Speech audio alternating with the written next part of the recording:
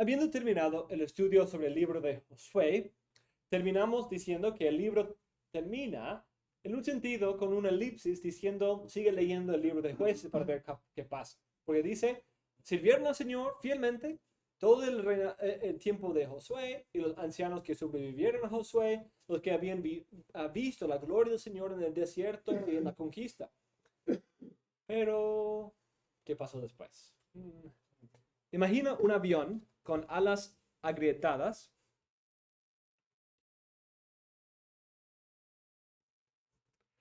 Con alas agrietadas y rotas y el tren de aterrizaje que apenas se sostiene. Y todo se mantiene unido con cinta adhesiva. Esta era la nación de Israel durante el tiempo en el desierto y comienzo de la conquista. Lo que los mantenía unidos evitaba que se sumergieran en las profundidades de sus corazones pecaminosos, en la cinta adhesiva de los representantes elegidos por Dios, Moisés, Josué y los ancianos. Sin embargo, una vez que la cinta adhesiva vuela hacia el viento, rápidamente las alas comienzan a desprenderse, el tren de aterrizaje se cae, la cola se desprende, las hélices dejan de funcionar y el avión comienza una espiral descendente hacia una muerte segura. Eso es lo que ocurrió con Israel en el libro de los Jueces. Cuando Dios les quitó providencialmente las restricciones y protecciones proporcionadas por el liderazgo central de Moisés y Josué. El libro de Josué termina con la doble realidad de la fidelidad de Dios al dar la tierra al pueblo y su continua responsabilidad de someter toda la tierra y permanecer fieles y obedientes a la ley de Moisés, como se menciona en el primer capítulo de Josué. Sin embargo, al concluir Josué, se nos dice que los israelitas permanecieron fieles durante todos los días de Josué, Eliezer y los otros ancianos que habían visto las poderosas obras de Dios. Esa realidad nos deja con una esperanza ominosa. Es estupendo que hayan sido obedientes durante esa generación. Eso incluso era increíble, debido a su ejemplo en el desierto, ¿cierto? Pero la realidad de su fracaso se deja abierta por una revaloración posterior. Pues comienza donde lo dejó Josué, después de la muerte de Josué, 1:1. Josué terminó con un ominoso presagio de la futura desobediencia, tal como Josué y Moisés predijeron que sucedería, y Jueces comienza con el cumplimiento de esa misma expectativa. Jueces 2 dice, cuando Josué despidió al pueblo, el pueblo de Israel se dirigió cada uno a su heredad para tomar posesión de la tierra.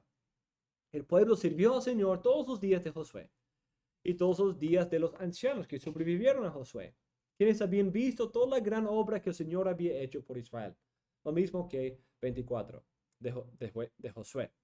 Y murió Josué, hijo de Nun, siervo del Señor, a la edad de 110 años. Y lo enterraron dentro de los límites de su heredad en Timnat Heres, en la región montañosa de Efraín, al norte de la montaña de Gaz. Y toda aquella generación se reunió con sus padres. Y después de ellos se levantó otra generación que no conoció al Señor, ni la obra que había hecho por Israel. ¿A qué suena eso?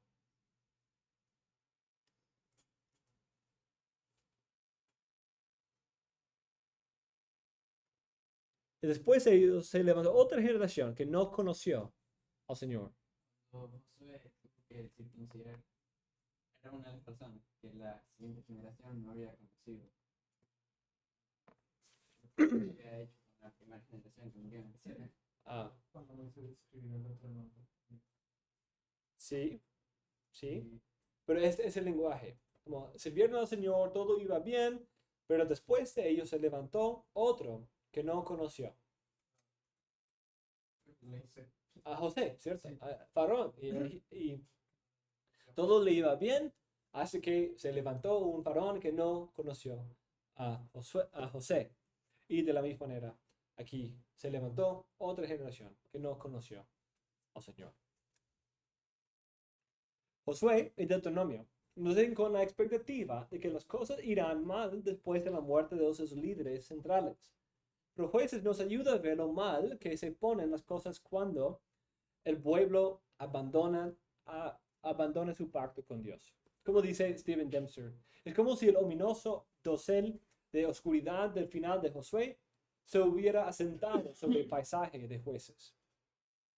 El nombre de ese libro viene del hebreo Shofetim, jueces o salvadores. Es el mismo nombre que la Septuaginta y Vulgata tienen. Génesis nos da la historia de Israel desde la creación hasta la llegada de Egipto. Éxodo desde Egipto hasta Sinaí. Levítico durante Sinaí.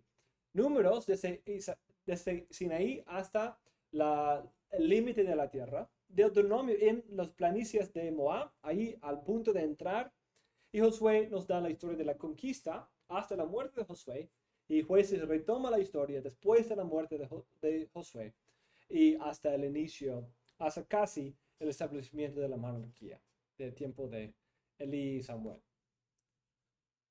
La tradición judía en cuanto al autor afirma que Samuel escribió este libro junto con Ruth y Samuel. Aunque sea posible, el autor no se expresa explícitamente, es anónimo. Por eso solo podemos especular sobre su autor.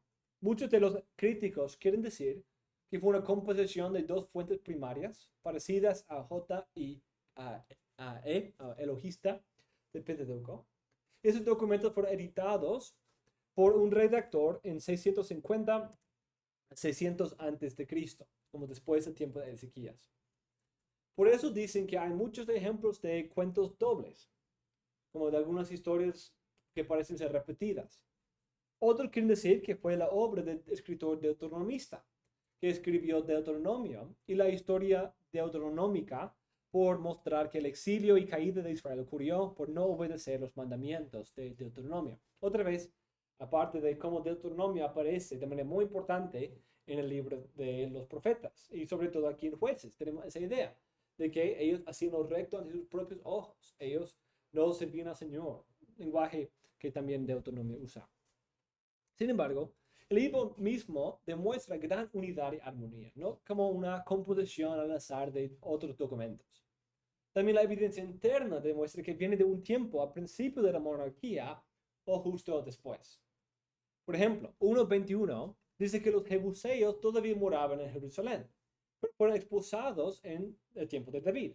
Entonces, algo que lo hace un poco contemporáneo con Josué. Entonces, este libro tal vez se compuso antes de David. También 1:29 dice que los cananeos moraban en Geser. Eso significa que el libro fue compuesto antes del tiempo de Salomón, porque esa ciudad le fue dada por el faraón de Egipto. También 3:3 refiere a los sidonios, como mencioné. No llega a ser, sigue siendo la ciudad primaria hasta el tiempo de David. Y también hay los versículos 17:6, 18:1, 19:1 y 21:25 que hablan de la ausencia de un rey. No había rey en Israel. Y tal vez este libro fue escrito justo antes de la monarquía o en su inicio para dar cierta necesidad, una propaganda para la necesidad de un rey conforme a las promesas del Señor.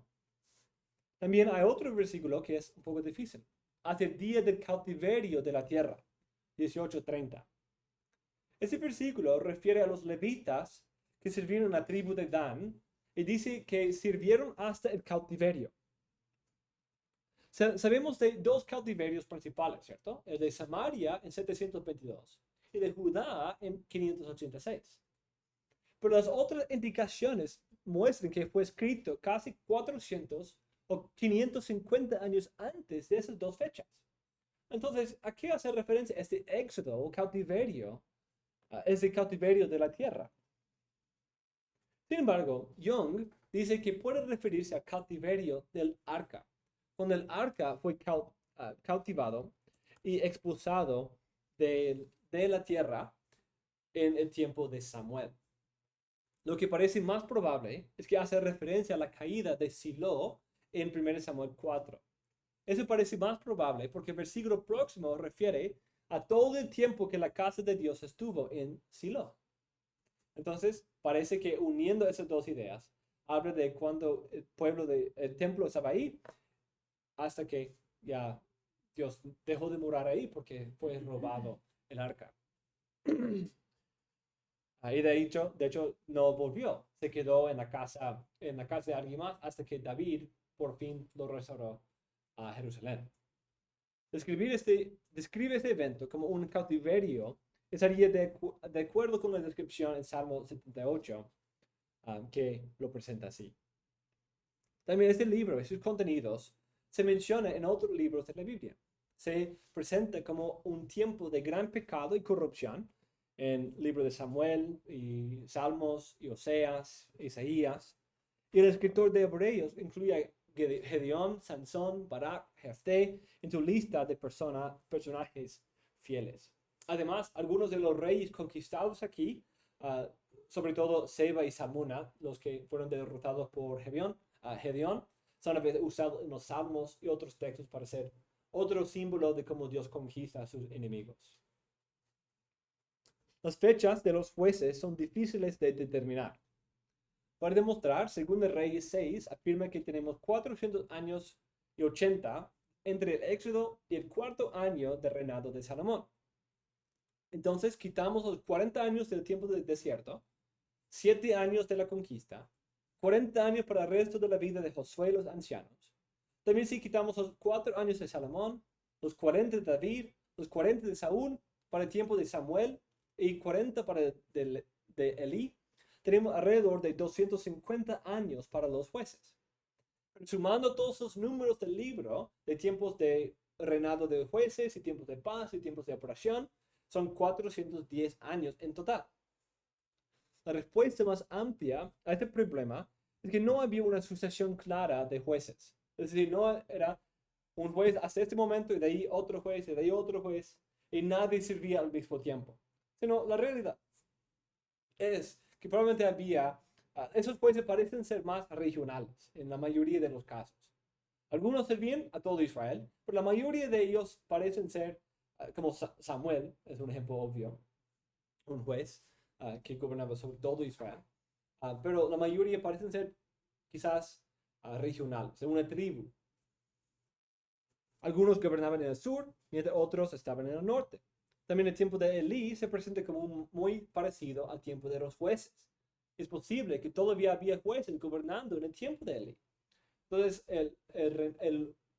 los jueces pudo haber sido contemporáneos de Elí en cierto punto. Entonces, eso nos da quizás 250 hasta 300 años para los jueces.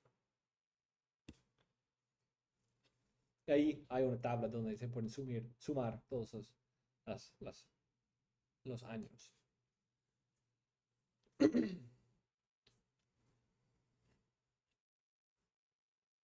Ese libro tiene 3 secciones principales.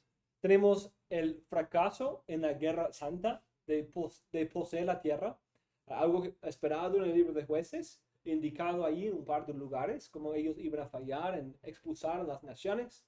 Y de ahí vemos los espinos en sus costados. Vemos cómo eso resulta en tentación y pecado. Ese pecado provoca opresión de otras naciones en juicio y esa opresión provoca un clamor en que claman al Señor como en el Egipto y eso provoca que Dios luche a favor de su pueblo, enviando jueces para librarlos.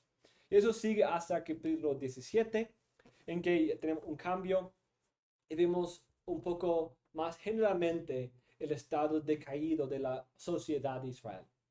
En la historia del pecado religioso, de idolatría, de los levitas siendo contratados por personas, por tribus, y de ahí ciudades de Israel comparadas con Sodoma y Gomorra, ahora pocos años después de Josué y Moisés. Este libro es muy importante en el desarrollo de la historia de la redención. Hemos destacado que Moisés y Josué no eran muy optimistas con referencia al estado de Israel después de su muerte. Dios fue fiel a su promesa, pero la gente no le obedeció. Por eso no destruyeron a todos sus habitantes. Se casaron con ellos y empezaron a adorar sus dioses. Quebrantaron el pacto con Jehová.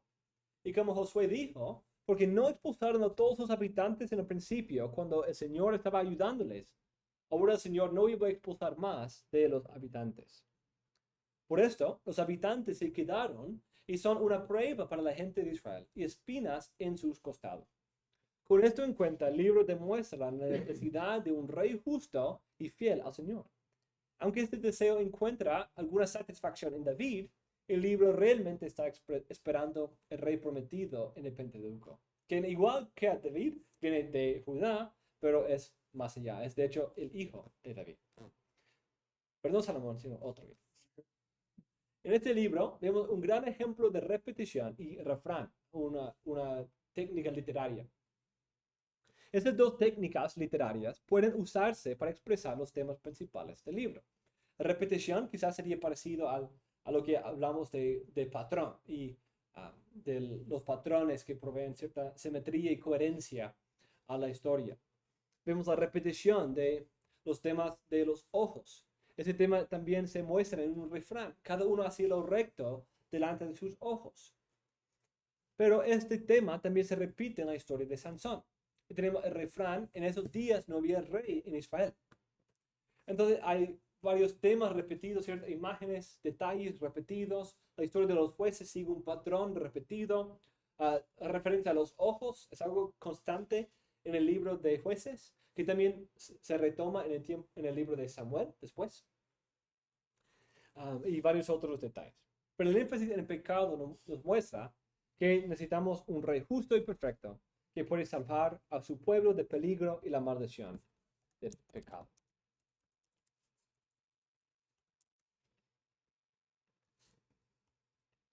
Este libro tiene un prólogo con 2 partes y un epílogo con 2 partes. La primera parte del prólogo refleja Josué 13 a 19 en la repartición de la tierra. Pero en Jueces no hay un énfasis en las contribuciones de Josué a la conquista. También encontramos una preferencia para la tribu de Judá desde el principio, en 1:2. Este prólogo menciona 7 tribus que se fallaron a obedecer las leyes de Jerem. La segunda parte del prólogo nos muestra el ciclo, el juicio de Dios y el castigo del pueblo. Versículo 1 a 5 encontramos una visitación del ángel del Señor, algo conectado con Josué, y afirma que Dios fue fiel a su promesa. Pero por no obedecer sus mandatos, la gente se había fallado a asegurar su posesión de la tierra prometida a sus padres. 6 a 10 nos muestra que exactamente lo que Moisés y Josué temían se llevó a cabo. Con la muerte de los ancianos y de Josué, el ciclo de apostasía empieza. Y así se juntan con los habitantes. Entonces vemos un patrón consistente en la historia. Empieza con el pecado. El pueblo peca y van en su descenso y son oprimidos. Son oprimidos por una nación. A veces una de las naciones ahí, muchas veces por otra nación afuera, como Mesopotamia. Son oprimidos, pero esta opresión les lleva a clamar. Claman en medio de la opresión, algo que bíblico-teológicamente, canónicamente, nos debe llamar la atención, ¿cierto? El libro de Génesis, Éxodo, enfatizan esto, como Dios escucha los clamores de los oprimidos. Y Dios responde por enviar tipos de Moisés. Moisés era un tipo de juez. Vemos jueces. Envía un juez para librar a los enemigos en respuesta al clamor. Son pequeños Moisés. Pero descansan y ese descanso les lleva de vuelta al pecado. Como es obvio del libro, ese tipo de juez no meramente se sienta en el banco y juzga a los criminales y cosas así como pensamos en jueces el día de hoy. Aunque sí era una parte de su trabajo tomar decisiones sabias, ejecutar la ley, pero también la idea bíblica de un juez es más como un salvador, un guerrero, un Moisés, alguien que libera. En capítulo 3 encontramos los primeros 2 jueces. La historia de los jueces empieza con ese refrán: cada uno hacía lo recto delante de sus ojos. Otoniel de Judá rescata a la gente de la opresión del rey de Mesopotamia, Cusán-Risatayim, y había reposo por 40 años. Después Moab oprimía a los israelitas, pero aún el juez de Benjamín los rescató. Él, un juez siniestro, entra al presente del rey para darle un regalo. Toda la gente sale del salón y aún lo puñaló con una espada de doble filo que él llama la palabra de Dios. Interesante. El rey era muy gordo. El texto dice que su espada de medio metro entró completamente en la grasa de su estómago. Ahora entonces sale del salón y cierra la puerta y puede escaparse mientras los siervos del rey esperan al rey porque piensan que están usando el baño número 2.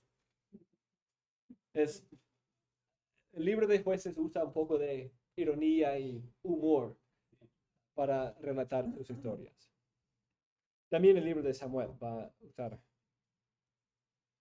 cosas así, algo de ironía, de otros detalles así. Capítulo 4 a 5 está la historia de Débora y Barak. Débora es la única mujer que funciona como rey en las escrituras. La prominencia de la profetisa de Efraín, Débora, nos muestra el fracaso de los hombres, los guerreros. Por parte de un hombre valiente, Jehová usa a una mujer para rescatar a la gente. Débora llama a Barak para luchar contra los cananeos, pero solo va si ella lo acompaña.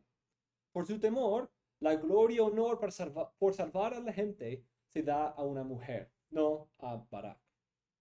Esa mujer invita a Sísera, el capitán del ejército cananeo, a su casa.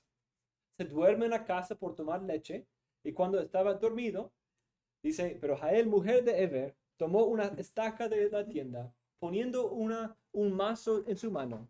Se le acercó calladamente, le metió la estaca por las sienes y la enclavó en la tierra, pues él estaba cargado de sueño y cansado, y así murió. Eso es otro ejemplo de ese tipo de tiempo de narración, ¿cierto? Como está, y la tierra reposó 40 años, ¿cierto? Pero aquí vemos cada detalle de la acción. Ven cómo enfoca la historia. Tomó una estaca de la tienda, poniendo un mazo en su mano. Se le acercó calladamente, le metió la estaca por las sienes, le enclavó en la tierra, pues él estaba cargado de sueño y cansado, y así murió. Interesante que dice que le pidió agua, pero le dio leche para darle un poco de descanso, un poco de sueño. La prominencia de esas mujeres en el principio se contrasta con el abuso de las mujeres en el final del libro. El libro de Jueces, en un sentido, exalta el honor de las mujeres en la vista de Dios, en una manera interesante. Vemos el ejemplo de Débora, el ejemplo de Jael, y vemos el pecado más grave del libro. Es cuando una mujer es primero tratada como posesión y de ahí violada hasta que muera. Al principio, las mujeres sufren debido a la falta de hombres varoniles y valientes que ocupen su lugar designado. Al final vemos a las mujeres sufriendo debido al pecado e inmoralidad extrema de los benjamitas. El capítulo 5 es el canto de Débora, como hemos visto y hemos señalado en algunos momentos. Después de una sección narrativa, a menudo un resumen e interpretación musical hay un resumen e interpretación teológica de la narración a través de una canción. Este poema vuelve a contar la historia del capítulo 4, pero también nos introduce en el tema del rey que viene. Al igual que Éxodo 15, este canto presenta a Jehová como un guerrero que derrota a sus enemigos. El énfasis en el aplastamiento de la cabeza del enemigo por parte de Jael nos recuerda el lenguaje de Génesis 3:15 y Números 24, en el que un rey venidero de Israel aplastará la cabeza del mayor de los enemigos del pueblo. A la luz de esto, Débora concluye su canto diciendo, así parezcan todos tus enemigos, Señor. Entonces, leamos ese texto, mis hermanos.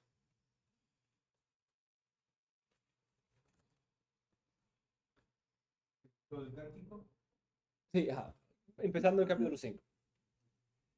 Entonces Débora y Barak, hijo de Abinoam, cantaron en aquel día, diciendo, por haberse puesto al frente de los jefes en Israel, por haberse ofrecido el pueblo voluntariamente, bendecid al Señor. Oíd, reyes, prestad oído, príncipes. Yo al Señor cantaré alabanzas al Señor, Dios de Israel. Señor, cuando tú saliste de Seir, cuando marchaste del campo de Edom, la tierra tembló. También cayeron gotas del cielo y las nubes destilaron agua. Los montes se estremecieron ante la presencia del Señor, aquel Sinaí, ante la presencia del Señor, Dios de Israel. ¿Okay? ¿De qué estamos hablando? Presenta la conquista como una teofonía, Dios viniendo en juicio contra los enemigos. En los días de Samgar, hijo de Anat, otro juez menor que se menciona de manera interesante. En los días de Jael quedaron desiertos los caminos, y los viajeros andaban por sendas tortuosas. Cesaron los campesinos, cesaron en Israel, hasta que yo, Débora, me levanté, hasta que me levanté como madre en Israel. Escogieron nuevos dioses, entonces la guerra estaba a las puertas. No se veía escudo ni lanza entre 40,000 en Israel. Mi corazón está con los jefes de Israel, los voluntarios entre el pueblo. Bendecid al Señor. Un inclusión ahí con el versículo 1. Los que cabalgáis en asnas blancas, los que os sentáis en ríos tapices, los que viajáis por el camino, cantad. Al sonido de los que dividen las manadas entre los abrevaderos, ahí repetirán los actos de justicia del Señor, las justicias del Señor. Los actos de justicia para con sus campesinos en Israel. Entonces el pueblo del Señor descendió a las puertas. Entonces vemos una idea de devastación. La tierra completamente desolada, la tierra completamente maldecida por la opresión de los enemigos y no tenían cómo hacer frente. Así que el Señor envió a sus guerreros. Despierta, despierta, Débora. Despierta, despierta, entona un cántico. Levántate, Barak, y lleva a tus cautivos, hijo de Abinoam. Entonces los sobrevivientes descendieron sobre los nobles. El pueblo del Señor vino a mí como guerreros. De Efraín descendieron los radicados en Amalek. En pos de ti, Benjamín, con tus pueblos. De Maquir descendieron jefes, y de Zabulón los que manejan vara de mando. Los príncipes de Isaacar estaban con Débora. Como Isaacar, así también Barak. Al valle se apresuraron pisándole los talones. Entre las divisiones de Rubén había grandes resoluciones de corazón. ¿Por qué te sentaste entre los rediles, escuchando los toques de flauta para los rebaños? Entre las divisiones de Rubén había gran escudriñamiento de corazón. Galaad se quedó al otro lado del Jordán. ¿Y por qué se quedó Dan en las naves? Aser se sentó a la orilla del mar y se quedó junto a sus puertos. Zabulón era pueblo que despreció su vida hasta la muerte, y también Neftalí en las alturas del campo. Algo que evoca algo parecido, cierto lenguaje parecido a Deuteronomio 34 y Génesis 49 con la lista de los, aquí mencionando como cada uno, con la excepción de algunos, se ofrecieron voluntariamente para luchar a favor del Señor. Vinieron los reyes y pelearon. Pelearon entonces los reyes de Canaán, en Taanac, cerca de las aguas de Megiddo. No tomaron despojos de plata. Desde los cielos, las estrellas pelearon. Desde sus órbitas pelearon contra Sísera. El torrente Quizón los barrió. El antiguo torrente, el torrente Quizón, marcha el alma mía con poder. De manera interesante, ¿cierto? Vemos las estrellas luchando, incluso aguas. Dios enviando aguas para barrer a sus enemigos. Un lenguaje parecido al diluvio. Entonces resonaron los cascos de los caballos por el galopar de sus valientes corceles. Maldecid a Meroz, dijo el ángel del Señor. Maldecid a sus moradores, porque no vinieron en ayuda del Señor, en ayuda del Señor contra los guerreros. Bendita entre las mujeres es Jael, mujer de Eber Seneo. Bendita sea entre las mujeres de la tienda. Él pidió agua, y ella le dio leche. En taza de nobles le trajo cuajada. Extendió ella la mano hacia la estaca de la tienda, y su diestra hacia el martillo de trabajadores. Entonces golpeó a Sísera, desbarató su cabeza, destruyó y perforó sus sienes. A sus pies él se encorvó, cayó, quedó tendido. A sus pies se encorvó y cayó. Donde se encorvó, allí quedó muerto. Me Obvio, es una imagen un poco fea, pero algo que es muy parecido al número 24, lo que se dijo del enemigo Moab, que había maldito al pueblo de Israel. También lenguaje del aplastamiento de la cabeza de Génesis 3:15. Pero literariamente vemos algo que aquí pasa también. Literariamente, el lenguaje está pintando un cuadro. El ritmo del lenguaje está... ¿A qué suena el lenguaje? Entonces golpeó a Císara, desbarató su cabeza, destruyó y perforó sus sienes. A sus pies él se encorvó, cayó, quedó tendido. A sus pies se encorvó y cayó. Donde se encorvó, allí quedó muerto. Es como, un lenguaje que en un sentido imita el martillar. Cada palabra es un martillazo. El ritmo. A sus pies él se encorvó, cayó, quedó tendido. A sus pies se encorvó y cayó. Donde se encorvó, allí quedó muerto. Estamos en un sentido viendo a través de las imágenes y escuchando los martillazos de Jael en la cabeza de Sisera. Miraba por la ventana y se lamentaba la madre de Sisera por las celosías. ¿Por qué se tarda en venir su carro? ¿Por qué se retrasa a dotar de sus carros? Sus sabias princesas le respondían. Aún a sí misma ella repite sus palabras. ¿Acaso no han hallado el botín y se lo están repartiendo? Una doncella, 2 doncellas para cada guerrero. Pero sí será un botín de tela de colores. Un botín de tela de colores bordada. Tela de colores de doble bordadura en el cuello del victorioso. Una imagen muy triste, ¿cierto? Como nos toma de la tienda de Jael al palacio de Císara. Y su madre y sus princesas diciendo, demoren en venir porque está disfrutando del botín, está teniendo relaciones sexuales con muchas mujeres, es lo que dice el texto, y está disfrutando del botín de su conquista. Pero, ironía, ¿cierto? Ironía dramática. Ellas están diciendo esto, pero nosotros sabemos qué pasó. Pensando que había ganado la guerra, realmente había sufrido la maldición. Y así, de ahí termina como hablamos en la clase anterior. Así perezcan todos tus enemigos, oh Señor, mas sean los que te amen como la salida del sol en su fuerza.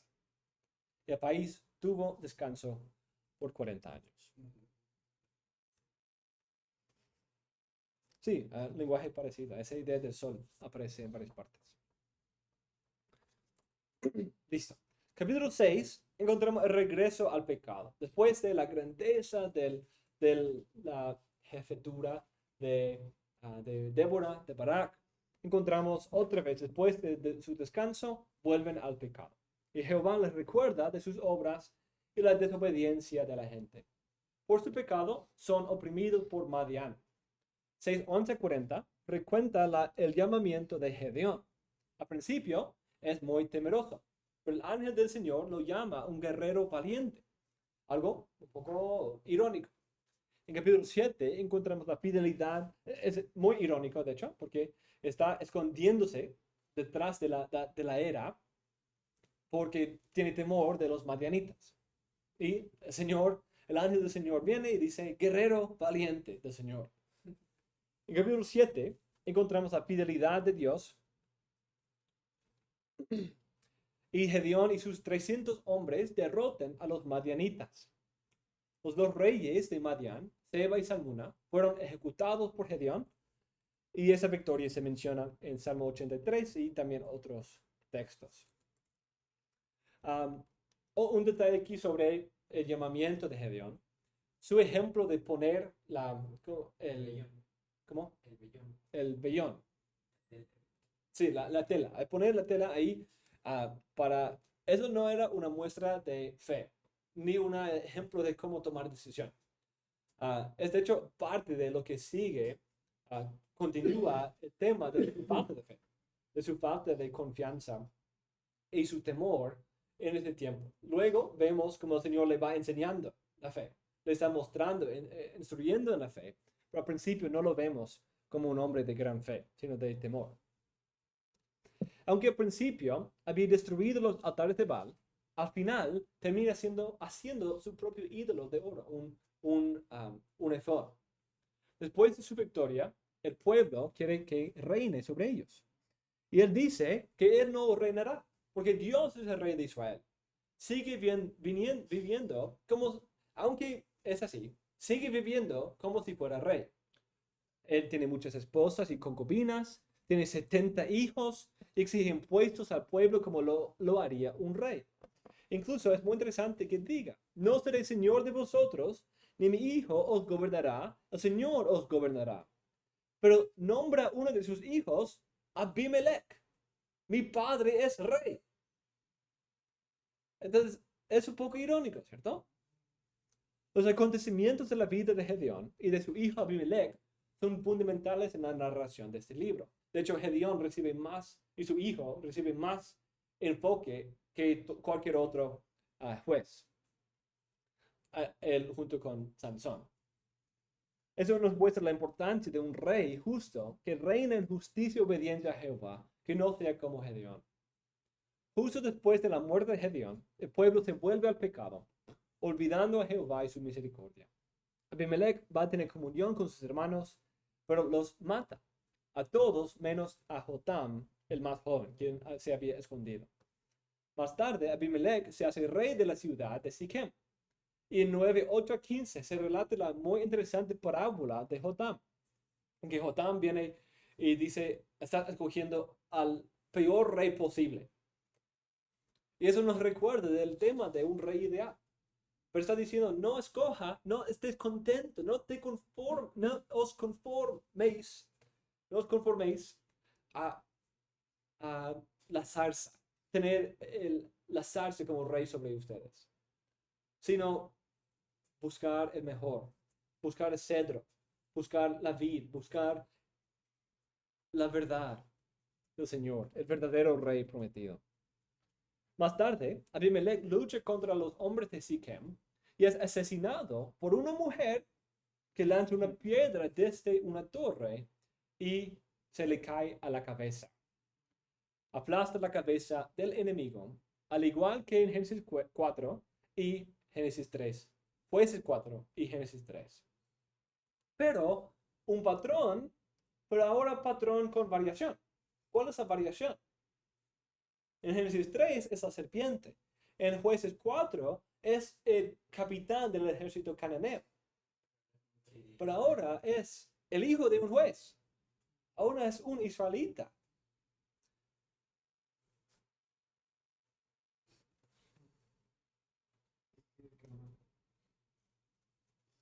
Vemos que algo que provee otro punto de ironía, que antes eran los cananeos, las serpientes destruidas, pero incluso el pecado había infiltrado tanto a Israel también.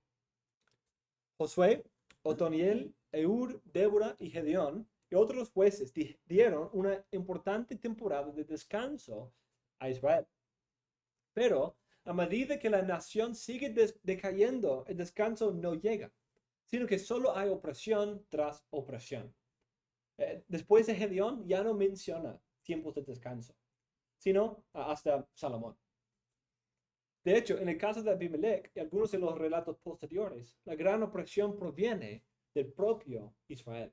Es un malvado dentro de Israel quien está oprimiendo a la ciudad de Siquem aquí. Capítulo 10 da la historia de Tola y Jair, y relata también el pecado de Israel. Reciben más opresión y claman a Dios, pero Dios dice, y Jehová respondió a los hijos de Israel, ¿no habéis sido oprimidos de Egipto, de los amorreos, de los amonitas, de los filisteos, de los de Sidón, de Amalek y de Maón? Y clamando a mí, ¿no os libré de sus manos? Mas vosotros me habéis dejado y habéis servido a dioses ajenos. Por tanto, yo no os libraré más. Andad y clamad a los dioses que os habéis elegido, que os libren ellos en el tiempo de vuestra aflicción. parte de las maldiciones. Eso era parte de las maldiciones del pacto. Pero la gente se arrepiente y Dios tiene misericordia. Casi al punto de destruirlos por completo. Pero al ver el arrepentimiento, Dios tiene piedad de ellos. En la historia de Gedeón, es la última vez que encontramos la tierra en reposo. Capítulo 11 a 12 relata la historia de Jefté de Gilead. Él rescata a la gente de la opresión de los amonitas y en su discurso a los amonitas afirma que Dios es el juez en 11:27. Pero jura neciamente y dice que va a sacrificar a la primera cosa que sale de su casa después de vencer a los amonitas. Y desafortunadamente es su hija. Hay debate sobre qué sucede si ella es matada y sacrificada o si es sacrificada en una forma dedicada a una virginidad perpetua para toda su vida. Pero porque el texto no lo deja un poco implícito lo que él hizo con ella, pero algo triste de todos modos.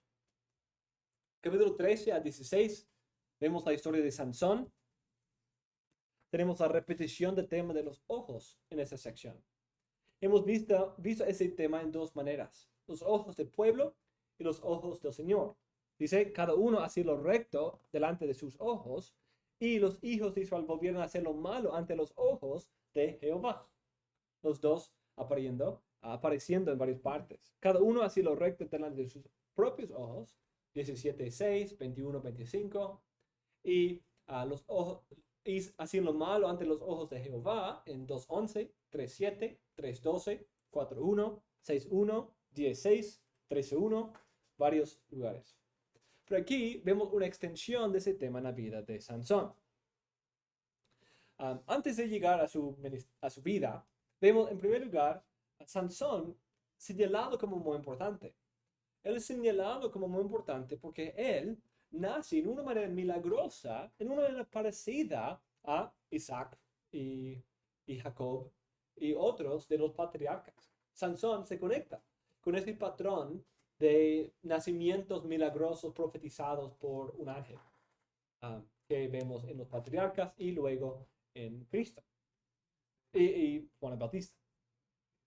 Sí, de esa conexión de la esterilidad de su madre y cómo Dios supera ese problema para traer redención y liberación a su pueblo.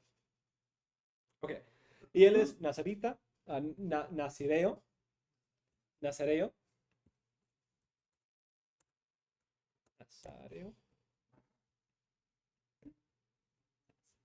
Y eso es una parte importante de la historia. Ok, pero la idea de los ojos es muy importante aquí en la historia de Sansón.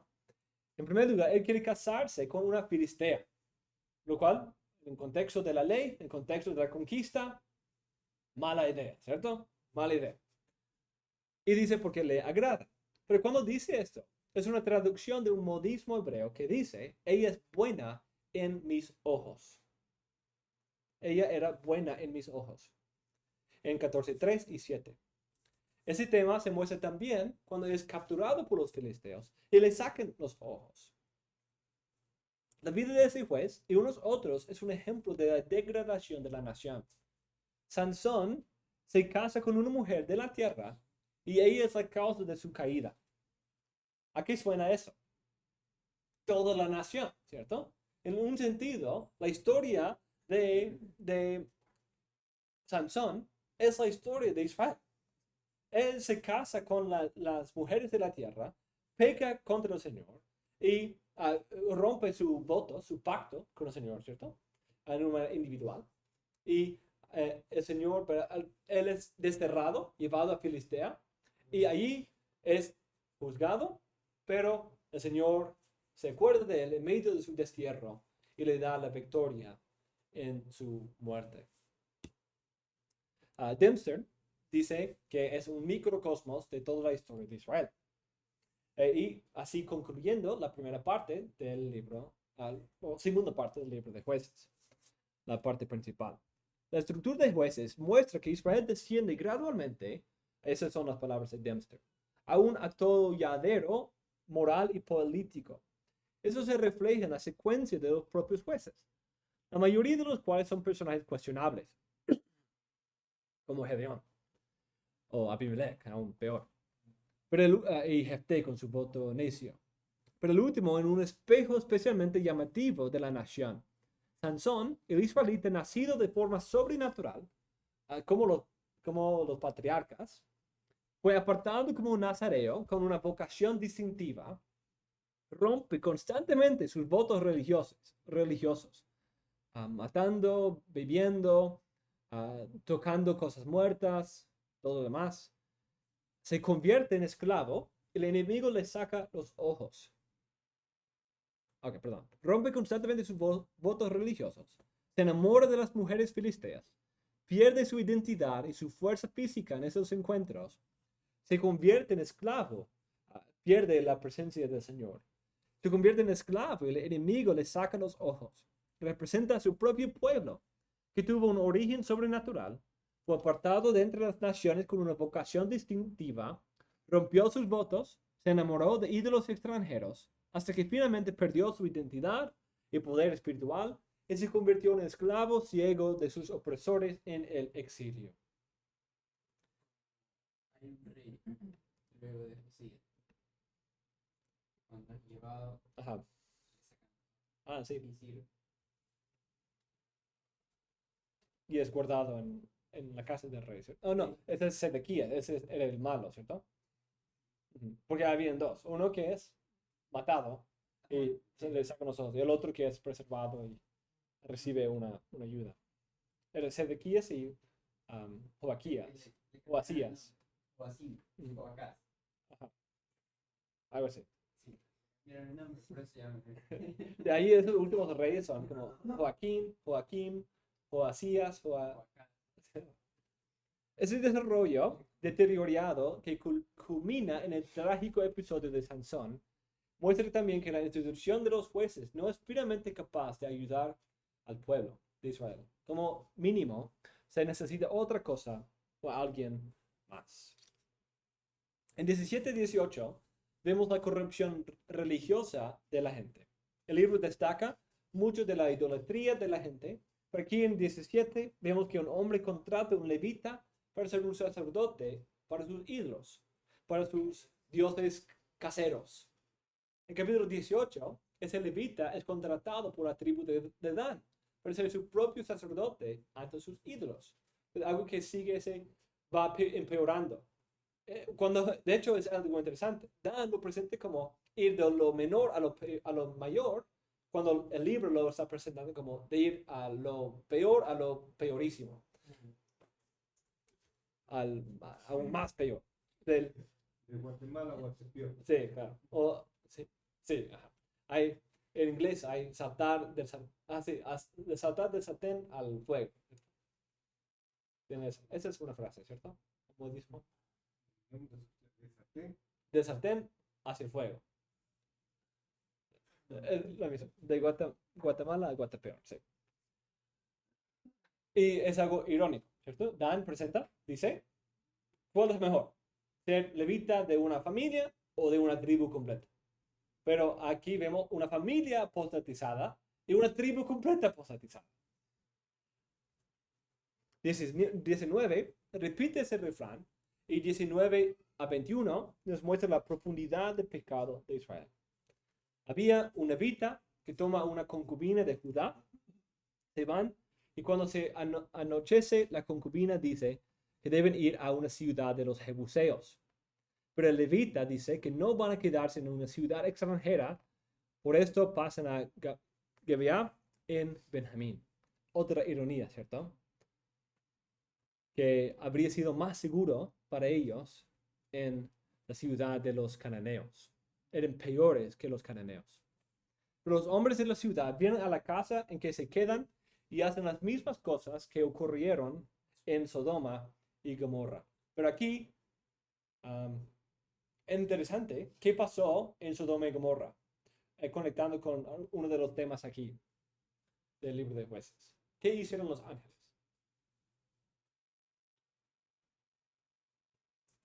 Cerraron la puerta atrás. Y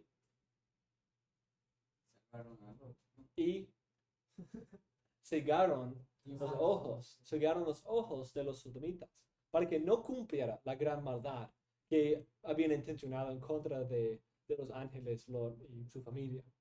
Pero aquí, tristemente, los ojos ya estaban cegados espiritualmente, que los llevaban a hacer esas cosas tan terribles. Esa conexión obvia quiere mostrar la profundidad del pecado. La concubina se muere y el levita la toma y la divide el cuerpo en 12 pedazos y los envía a cada tribu de Israel para mostrar el pecado de Benjamín. Esa es quizás la historia más terrible de todas las escrituras. Una historia terrible que demuestra cómo Dios ve, de una manera general, cómo Dios ve el abuso sexual. Si Dios quiere mostrar que una sociedad ha llegado a lo más terrible que puede llegar, Sodoma y Gomorra, o aquí Benjamín, usa el ejemplo de un abuso sexual. No hay algo realmente más terrible en esos ejemplos bíblicos que esos extremos. Todas las tribus se unen para luchar contra Benjamín y Judá lidera la campaña contra Benjamín. En esta guerra civil, casi la tribu entera de Benjamín se destruye. Algo interesante, vemos de dónde viene Saúl. ¿De qué ciudad? De esta ciudad. Saúl era de esta ciudad. No es algo que se pierde cuando uno lee la historia y conoce lo que pasó en esa ciudad. Entonces, en un sentido, esa historia es algo conectado. Judá lidera para librar a Israel de la maldad de Benjamín, de una manera como David lo hace de Saúl. Esa historia es muy gráfico en sus descripciones del pecado de Israel. El libro relata la degradación religiosa y civil de Israel. Vemos que al final no se puede distinguir los actos de Israel de los actos de los cananeos. Se mezclan completamente con los habitantes de la tierra por casarse con ellos, seguir sus dioses, y todo empezó por no expulsarlos. En ese tiempo, no consultan a Jehová, sino hacen lo recto ante sus propios ojos, lo cual era siempre lo malo ante los ojos de Jehová. Ese libro demuestra también la necesidad de un rey justo para unir las tribus y liderarlas en obediencia a Jehová y vencer a sus enemigos. Empieza con la ausencia de un liderazgo central, Josué y Moisés. Y está esperando otro rey como Moisés y Josué, que pueden ser el líder central del pueblo para llevarlos a conquistar todos sus enemigos. Pensando en Saúl y David, el libro prefiere un rey de Judá en vez de un rey de Benjamín. Benjamín es el centro del pecado en el libro, demostrado en el pecado terrible de Gibeá. Y al principio, Judá es la tribu que lidera las tribus en la conquista. Son ellos los primeros de ir, y de hecho el mismo Caleb, que está listo, él y su familia, para ir y conquistar la tierra por la fe que ya habían mostrado. Ese libro nos prepara, de hecho, al final en la guerra contra Benjamín, también el primer es Judá quien lidera la lucha. Ese libro nos prepara para el establecimiento de la monarquía en Samuel. Pero el deseo del autor no se cumple en el reino de David, sino se cumple en el rey davídico, que es el mismo rey prometido en el Pentateuco. Y de hecho, algo interesante, esperamos a David en un sentido porque queremos un rey de Judá, ¿cierto? Y entonces esa esperanza del rey de Judá, aquí sutilmente, en otras partes también sutilmente, notamos en números la centralidad de Judá en varias partes, la promesa de Génesis 49, etc. Y aquí el contraste entre Benjamín y Judá, y nos da la esperanza para alguien de Judá. Y vemos a David, quien es un mejor guerrero que aquel que era de Benjamín. Saúl ha matado sus miles, pero David sus millares, sus miles de miles, 10 miles. Y algo interesante es que, de manera parecida, David cae con Gibeá a través de un pecado sexual parecido a los benjamitas y a través de una matanza terrible, también como los hombres de Gibeá. Algo que no es, obviamente, el juez. Y David tampoco trae reposo. Sí, sí, ajá. Hay varios detalles que lo indican que David no fue, aunque es parecido, pero no fue el rey esperado.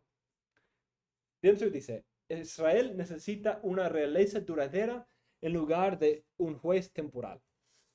El desfile de jueces demuestra la necesidad de un líder permanente y justo. No se piensa en el concepto pagano de un rey que es un tirano ávido de poder, sino en el rey siervo transformado cuya vida encarna la Torá de acuerdo con la legislación deuteronómica. Lamento por un rey con el que concluye Jueces, que llega tras el fracaso final de los jueces, muestra la necesidad de un hombre más grande que Otoniel para completar la tarea. Un individuo como el gobernante mencionado en Génesis 49 en los oráculos de Balaam, un individuo que no solo derrotaría los enemigos de Israel, sino que también sería un modelo de virtud. Una persona así daría a Israel algo más que un descanso temporal.